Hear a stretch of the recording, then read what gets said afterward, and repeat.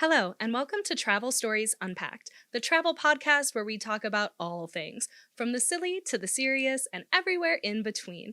I am your host, Ashley Newton, and thank you so much for spending some of your time with us today. We really appreciate it.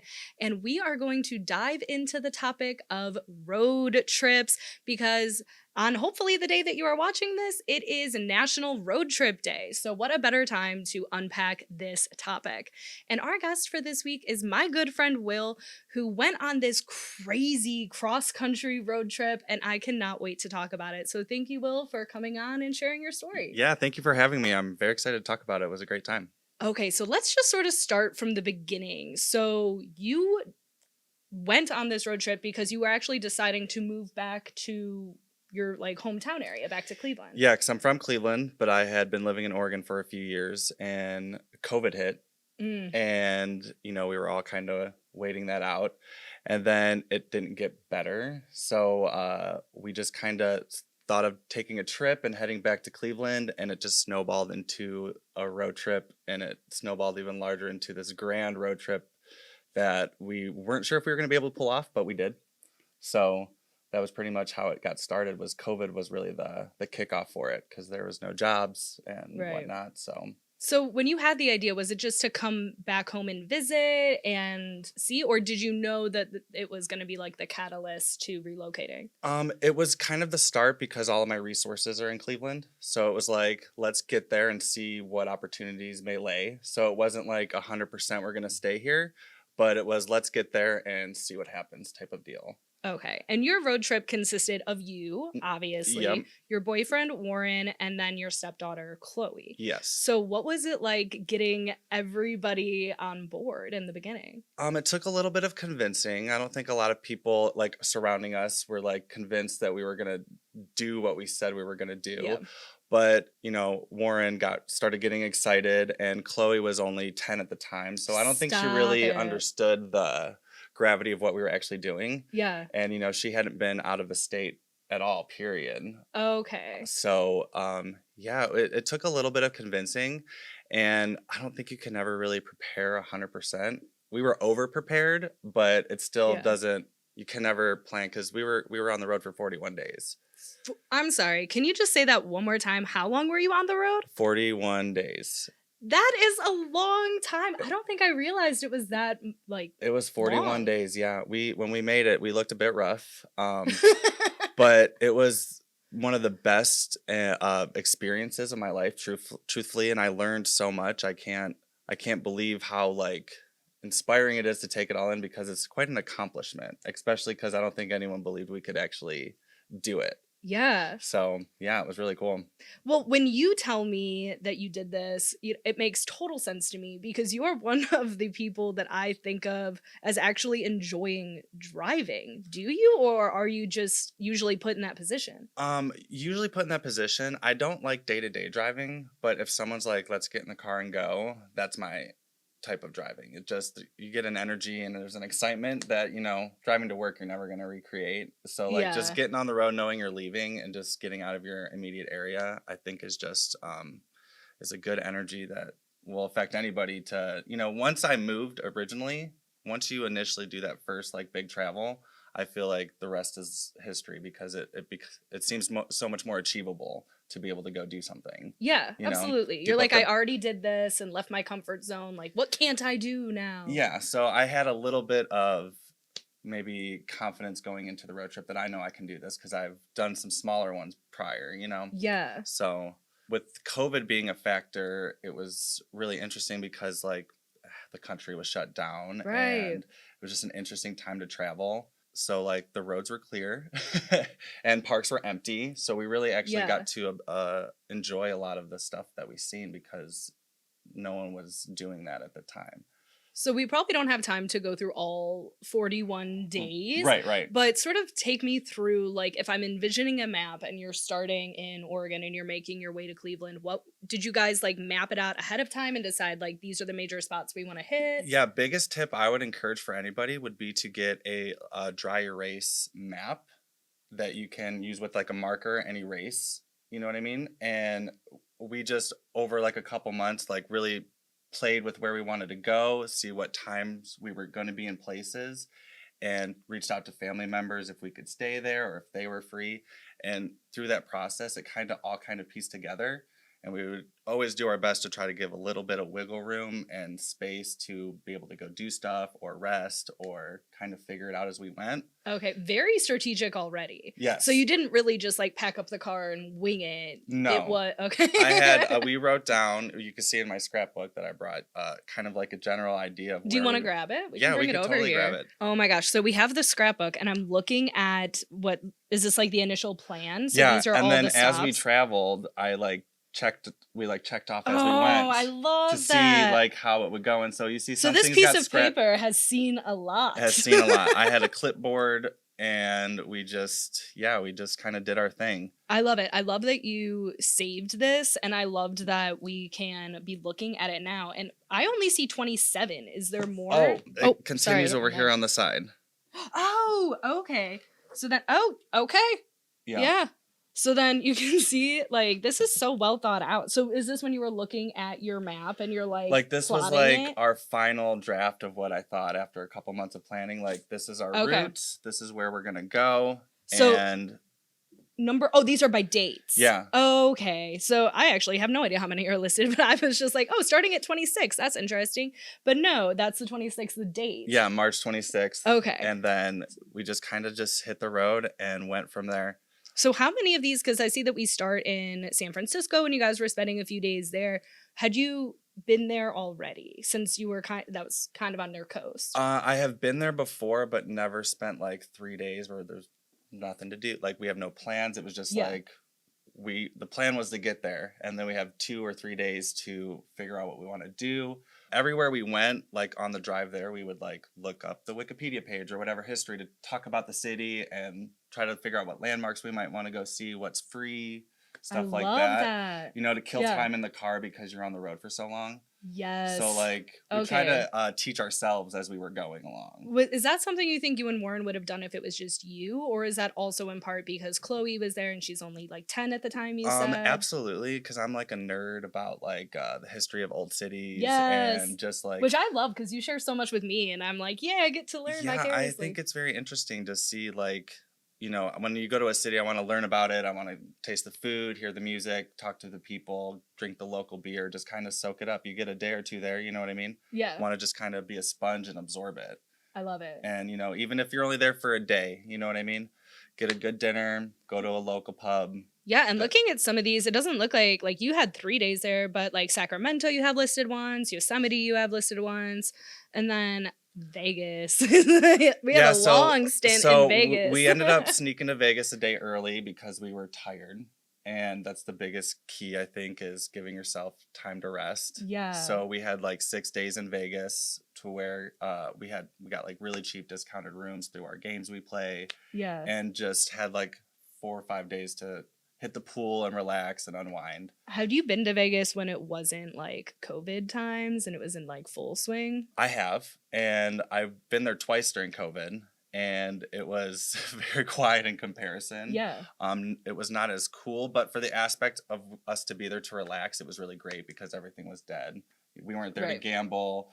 We didn't have money to see the shows. It was really there just to walk around and, again, just kind of get the feel for each city, you know? Yeah, I'm just so curious when you've been somewhere and then you can see like how it's being impacted by the lack of tourism. Yes. Like how that is, especially for a place like Vegas. Like it was very interesting because like Vegas is all of that. So once you remove that, it was just, I don't want to say it was a ghost town, but it just didn't have the normal magic. Right. But for us, I loved it because there was no one at the pool.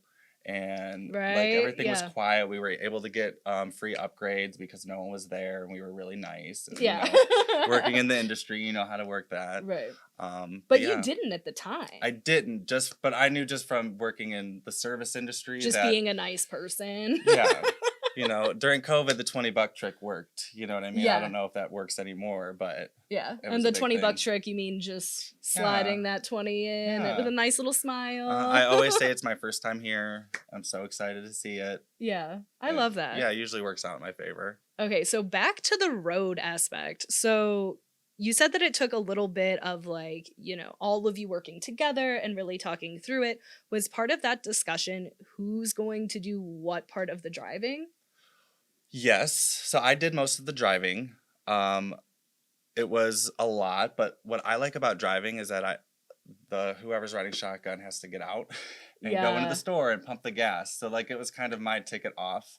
You know what I mean? And then once I was done, like I felt like I did my job's duty. But I like the driving part. Okay. And for me, it made time go by a little faster. I certainly had my days where I was like, I'm not doing it. Yeah. And then But in that case, did Warren mind or like no, does he he get didn't. stressed out by stuff like that like I do? Like that's my biggest hurdle to a road trip is the fact that it would be really unfair of me to go on this road trip when I know I'm not going to be doing like any of the driving or trying to get out of it all the time. You definitely got to work a plan with whoever you're driving with, whether Yeah. it be your significant other or a friend. It definitely it's a lot of work, and especially for something that length, like we all have our own and frustrations, and you know what I mean. But we're all stuck with each other in the same car for the next 8 hours, you know. Yeah. So you really kind of gotta get over your own stuff because it affects everybody. So I try to not even. We never really thought about any of that stuff. If I didn't want to drive, I would make it known, you know. Yeah. But So it was never really like an issue. You No- you did most of it and you were fine with that. Yeah, I But was if fine you with needed that. to tap out, you knew that you could. Yeah. Okay. For me, the biggest struggle was just to keep the car clean. Yeah. Okay. No, please tell me how you did that and how you guys, because I mean, 41 days, it's a long time to be Right. in. Well, And food you had is a a big part, minivan. like eating on your road trip. So, like, Yeah. our philosophy for that was one hot meal a day to financially, you know what I mean? That's a lot of money. Yeah. So, we would always do like a very light breakfast, you know, buy stuff at the store for lunch, but we would go to get a hot meal somewhere. And during the day, it was all just like we try to keep our trash can. We had a whole setup. Did you? Because we had a minivan and there was just 3 of us in a minivan, and we moved out the 2 middle seats so we had all the space in the middle. That for sounds really just nice. a little Yeah. bit of space while we're in the car. So then you and Warren in the front and Chloe had like, was it a bench in the very Yep, back? So she has her whole She had little area her back whole there. space, all Yeah. of her electronics and everything, so she could do that. But yeah, keeping the car clean was a hurdle. Yeah. So would you actually eat in the car, like Oh yeah, while you're driving? yeah, because there's no time to waste for me. Like Gotcha. I want to get to my destination as soon as possible so that we can have time to relax and enjoy it. Yeah, and everybody was on the same page with that too, because Same some page people with are that. crazy about that. Like they won't even let you like take food in their car. Yes. Like not even if you're eating it. Like Mhm. let's say I had a little bag of McDonald's, they'd be like, no, because it's gonna smell in my car or whatever. I think for an extended road trip, 2 is the perfect number. Anything more than that, 3 if you have a kid too, but anything more than that, it becomes a little too difficult in my Like opinion. meals to actually have in the car or Meals, people in the car. People in the car, accommodating everyone's needs. Yeah. You know what I mean? If you're doing an extended road trip, I think a less is more situation. Pack light, bring less, eat light. It just makes it a little bit easier for you to spend your money on things in those locations that are worthwhile. You know what I mean? To build a memory there. So would you make a point to have like one sit down meal? Because I know you're also kind of like a foodie. You like to explore the different foods in the area. So is it more about where you were at the time? If Yeah, it was well, I worth always it? look up what's the famous sandwich like The for the famous area. You know what I sandwich, mean? yeah. Like everyone has like a sandwich or a pizza, and I would always try to find that because usually you can find something like that in a decent range versus like a sit down fancy restaurant. True. Like, Yeah. It could be as simple as you see a food vendor on the side of the road doing something that seems to be a local sandwich or a local product or whatever. That's always what I look for like that one hot meal. You know what I mean?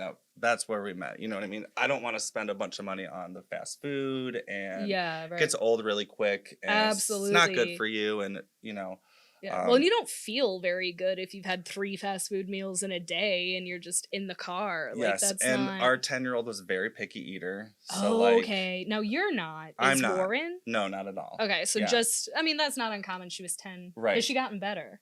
She's gotten better. Good job! Yes. But mostly it was like because we ate like, apples and a peanut butter and jelly throughout the day, that whatever we got to a hot meal, like she was just so hungry that she Yeah. was kind of like, I'm forced to eat this. So Gotcha. it worked out in our favor because not, everything is kid friendly when you're traveling food wise. No. And I want something that's fun and local, and she's like, where's the chicken nuggets? Yeah. Yeah, and honestly, sometimes when I'm traveling, I revert to that because, Hmm. like, I know that my stomach will handle chicken nuggets. Right. I know I'll be A fine and hundred I'm not gonna percent. have any, like, surprises, so Hmm. I get that. But knowing that you're seeking out the local sandwiches, are there any that come to mind that you had on this trip or any meals in general that you were like, "This is amazing"? One that stood out the most was in New Orleans when we had po' boys. Okay, what kind did you get? Because I I've d- never been, but so ours was just like from a street vendor, and it was essentially just like a hoagie with the alligator tail or whatever alligator meat that okay. a po' boy is, and lettuce, tomato, onion, like pickles, like a big sloppy. It was really good. And you went with alligator because shrimp po' boys are a bit of a thing too, right? Yes, they are, but like I wanted like the traditional. Yeah. It was very different. I was like, it's probably tastes like chicken. It didn't, Really? but it always stuck out because it was very. It was just you when you take a bite of something and you never forget that taste. Yeah, That's the only absolutely. time I've had it, but I'll never forget that. It was so good. Also, secondly, would have to be when we were in DC of all places. The Smithsonian's were shut down, so the National Mall had no souls on it. So we rode our bikes around the National Mall because everything was Oh my closed. gosh, yeah. And there was this street vendor there, and he was doing Philly cheesesteaks. And I was like, well, we're close enough Oh, to Philly. This has got to be close to authentic. And it really was. But yeah, that's always the best food I always luck out with yeah. versus spending a lot of money at a overpriced restaurant that's average. You know what I mean? Yeah, and, like, for me, I'd always hate, like, taking that gamble in a Hmm. way because it's like you really don't know. So if you're only waging, like, a little bit of money as opposed to a ton of money and time too, because sit-down Yes. restaurants take a lot of time out of your road your trip. your money really you have to budget that wisely because well gas was not the price that it is today as it was when we were Yeah. traveling so I think I have it written down here we Going through the scrapbook spent here. $1,200 on gas that seems Wow. very inexpensive to For a for little over 7,000 miles, it says, yes again, referring to our scrapbook here. yes So the math has been show them done too. for us. You really have to budget and choose what you want to spend your money on. You know, Yeah. souvenirs is a big one where people waste their money on road trips. That's why we have a pin collection. And so we would Yeah, just buy that's like cute. a $5 pin everywhere we went to have a memory of it. So, like, I think when traveling in general, that's a tourist trap is to spend a lot of money when you get off the plane on t shirts and souvenirs that aren't Yeah. really important.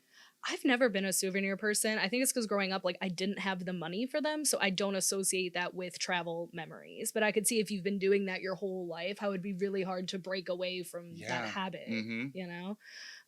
Okay, so I still have so many more questions. Damn. So obviously, you were traveling with a 10-year-old.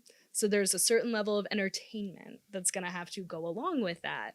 What did you guys do to keep Chloe engaged or entertained?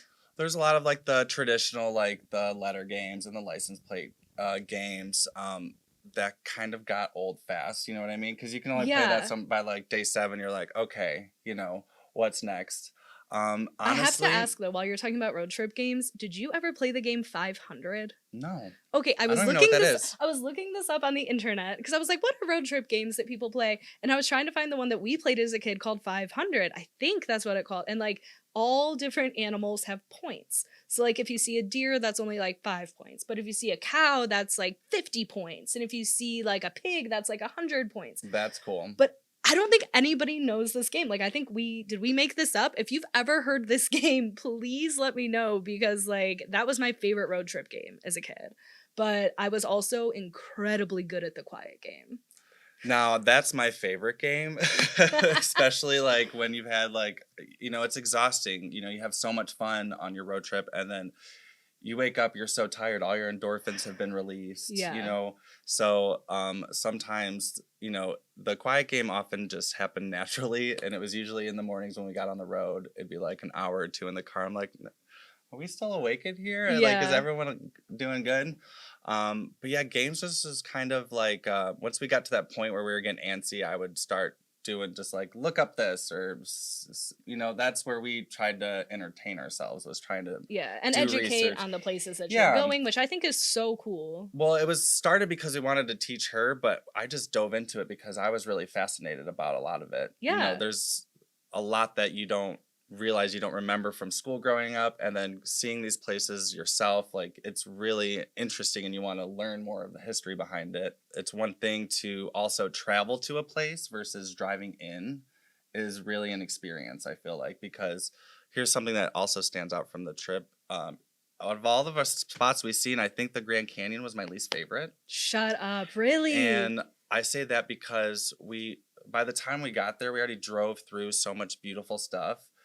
And what felt like we were driving through the Grand Canyon for days, that once we got to the Grand Canyon, it was just like, we just drove through all this for days. Like, this is what people come and fly in to see, and see this one spot. Mm-hmm. And it's gorgeous. But because we had just seen all this beautiful stuff, by the time we got there, it was just, to me, kind of the same of everything we've already been seeing. Yeah, just underwhelming. It wasn't like that moment. Yeah, there wasn't that like moment of like gasp. Yeah. And so we were all just kind of there for a couple hours. It was beautiful. It was stunning, but we preferred some of the national parks in Utah better. Really? Truthfully. When was it your first time going to the Grand Canyon and going to those national parks? Yep. Okay, so they're all on the same playing field. Right around like Las Vegas, there's like a circle that has all of the best stuff, including the Grand Canyon and all the national parks in Utah. But I think Utah's probably my favorite state and has the most underrated national parks, at least for like the general population, because I never even really thought about it until I went out there and seen it. Yeah. I mean, I'm not gonna lie, I don't have Utah written down as like a must-go destination. It's not. So... It was never for me either. Yeah. But now I think it's my number one. Would you go back? Absolutely. Yeah. I would go back to spend some time there to really absorb it, because they have what's known as the Big Five, and they have 5 national parks. I've been to 3 of them now. They were the best. I don't know how to describe it, but yeah, they were my absolute favorite. So you said your least favorite place, and then some of your favorite places. Were there any that were just sort of, because I see right now you went to 18 states plus DC. Yes. So, and of course, like, you know, from Ohio, I'm sure you've been to like Virginia. Yeah, I've seen some of this stuff, but yeah, because my boyfriend and his daughter had never been to the East Coast, you know, driving up through all of that was really cool. Did they have any favorites or standouts that they were like? They love DC. Okay. Because neither of them had ever been. DC's pretty cool if you've never been before. It's very cool. It was a shame that the Smithsonian's were closed because we couldn't take advantage of it, but we had such a different experience in spite of that. And so to be able to like take our bikes and ride around the National Mall and just go walk around all these landmarks that are awesome with no people was just truly an experience, because DC's, you know, world city, it is so busy.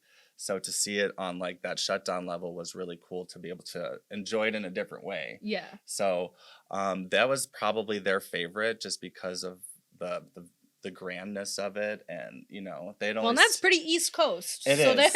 It is just the people, everything. They loved that. I think like least favorite state that like we drove through was probably New Mexico.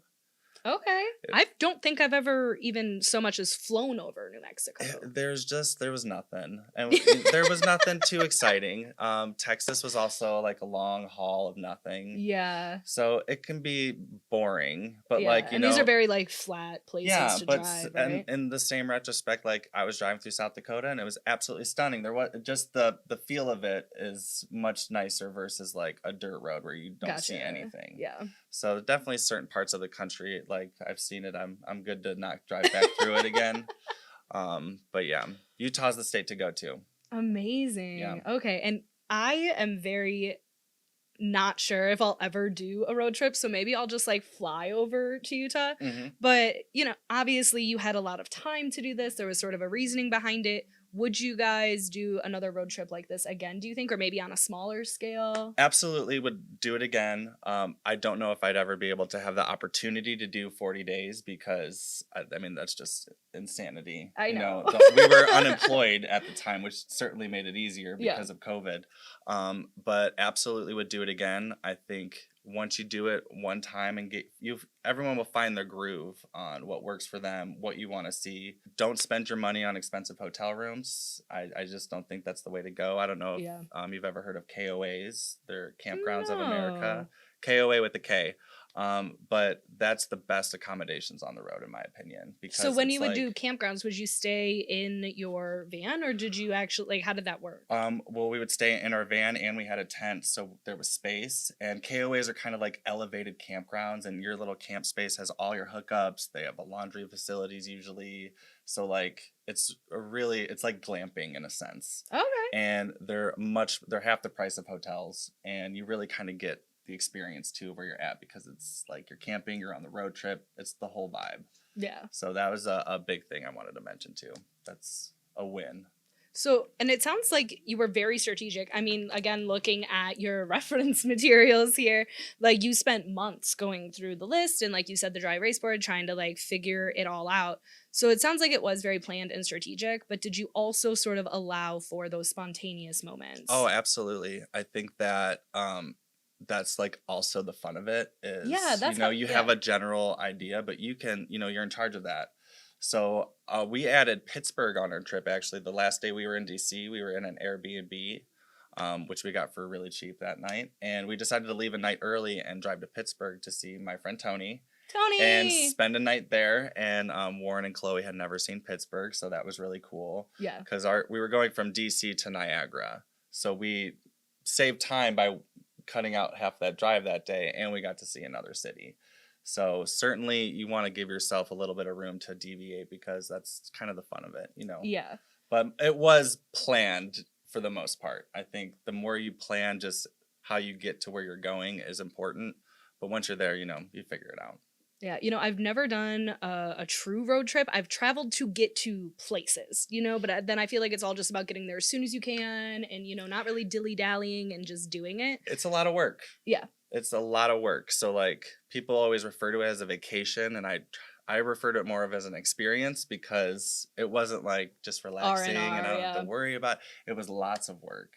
And the moments of relaxation were like extra special because you worked really hard for it. Yeah. So that also ties in where I think, less people is more because it makes it a little bit easier to manage. Absolutely. And it definitely sounds like it was worth it, but just a Oh, sort of, yeah. yeah. Yeah. Chloe would say she would love to do it again, but she would never do it for that long. Yeah, I mean, 41 days. That's a Yeah. long time. And you got to keep in mind how time passes when you're 10. So that Mhm. probably feels like a year of her life took place in Oh, the yeah. back of this van. Absolutely. Absolutely. Yeah. She was so happy once we made it to Cleveland and we got out of Yeah. that van. Well, and I do have to say, I've seen the van. I've been in the van, and I love that you guys let Chloe really make it her space. Like she has all those stickers in the back that you said she was putting up, and like Mhm. I think that's so important for a kid to feel like you have some autonomy in this, and to feel like you Oh, have yeah. some freedom. Yeah. Big thing is just I always try to focus on make sure your kids have a space so they can be a kid, because parents are annoying. I know I'm annoying. Yeah. So that was I mean, key. not to me, but but I understand from a kid perspective. You need 100%. that. Yeah. Well, I am so happy that you shared this story with me. I feel like, I mean, it was 41 days, so we could do like we could I just could keep go talking on and forever. on forever. Yeah, but I really think that maybe if we can convince Nate to take me on a road trip where I can be a passenger princess the whole time, then I'll do it. I'll do it. No, I actually don't mind driving at night, and that bothers a lot of people. So I'd rather do the nighttime driving. There's less traffic.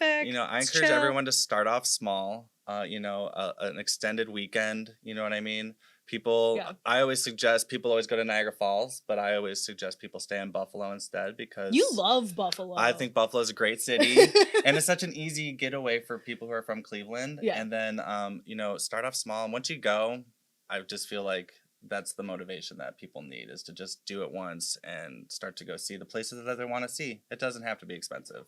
Okay, so talking about Niagara Falls, have you ever considered taking, a road trip on the other side of the falls in Canada or anything like that? 100%. Certainly, we all got to get our passport situations together, but I would love to do well, Canada's so vast, but Right. honestly, the east coast of Canada is more interesting to me just because I feel like there's a little bit more history with Toronto and Montreal. Montreal would definitely be my goal city to road trip to just because I find it very interesting that it's French. Right. But it's, you know what I mean? It's surrounded by English. And I just think that there's a whole little section of history there that you could really get submerged in forever, at least in my opinion.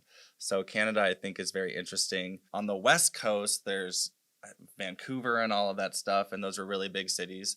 But just in my experience on the West Coast, I feel like the East Coast just has a little bit more of the vibe for Canada, in my opinion. I don't know why. It's just off East of Coast, you're killing it, Canada. I know. I don't know. It's just there for me. It has a little bit more of the history, and it's just older. And I've never been to New England, actually. So that's like, I've been to 35 states, including all of my travels here. So I feel like once I went up to that part of Canada, I could just hit all of New England. You have to. You're so close. So close. You have to hit all 50. Yeah, it's the goal. So we'll see one day. And, taking it back to the States, I do feel like people that are not from the United States have such a hard time understanding how vast the cultures can vary from state to state. Is that something that you noticed? Oh, absolutely. 100%. I think that is another part of the exciting thing about it. Even on my travels, I got people would ask where I'm from because of my accent. And I feel like where we're at in the Midwest, it doesn't really stand out too much, our accent. But people could tell that I was certainly not from either Texas or California. Even down in the South when we got in the South. Okay, so you went just a little over 7,000 miles, which is insane to me. But I have been informed that there is like the longest road trip in the world, and that really eclipses this by like 12,000 miles. What is it, 19,000 miles? And that's from Alaska to Chile. Annie just told me this, so I'm like double checking with her, which, that's more than double. I would absolutely do that.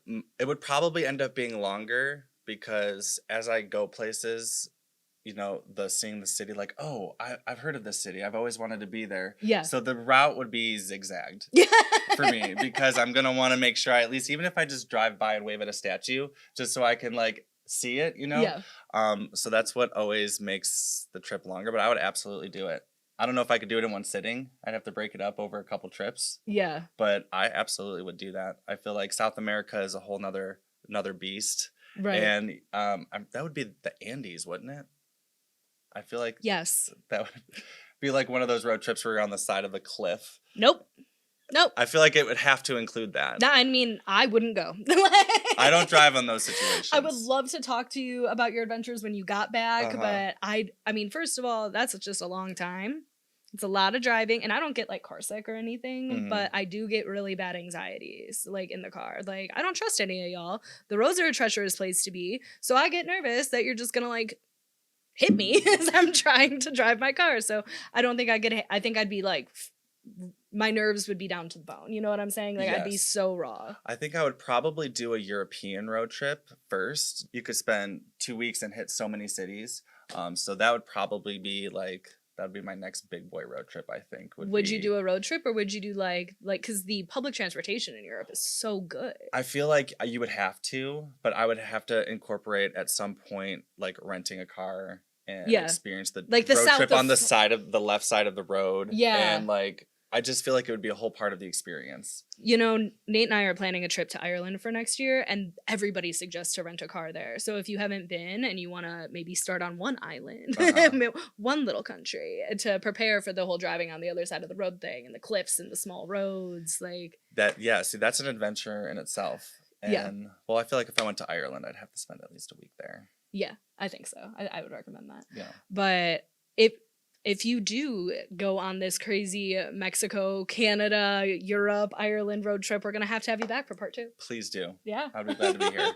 Awesome. I loved it. Well, thanks again, Will. I really loved hearing all about your story and hearing all about how you guys made this incredible 41-day road trip happen successfully.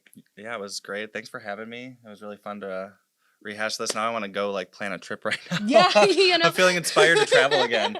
That's ready to go. One downside to this podcast is I'm always like looking at deals. Like, I'm like, where can I go? Like, I want to travel all the time. But hey, is that really that bad of a thing? Not a bad thing at all. Right. Yeah. Well, thank you everybody for listening. And if you have any road trip stories or tips or questions, please drop them in the comments or anywhere on social media using our hashtag Travel Stories Unpacked. And we will be back next Friday with new things to unpack, new stories, and new opinions. So be sure to keep coming back. This podcast is brought to you by KHM Travel Group, a leading host agency for independent travel agents. Go to khmtravel.com to learn more.